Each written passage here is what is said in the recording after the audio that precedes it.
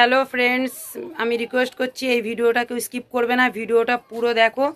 আর চলো ভিডিওটা শুরু করি। এই হচ্ছে আমাদের ঘর, এই ঘরে আমরা থাকি। এই ঘরের কন্ডিশন তোমরা নিশ্চয়ই দেখতে পাচ্ছ, দেখো।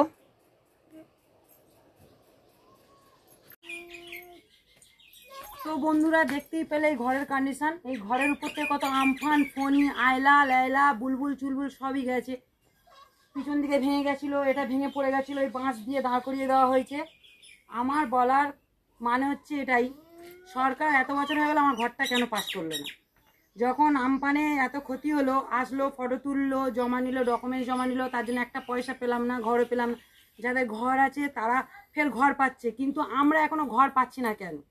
আমার সরকারের কাছে একটাই জানার খুব ইচ্ছা, যে আমাদের কোন ভুলের জন্য আমাদের ঘরটা পাস হচ্ছে না। আমি জানতে চাই যে আমাদের ঘরের দরকার, তো আমাদের ঘরটা এখনো পাস হলো না কেন?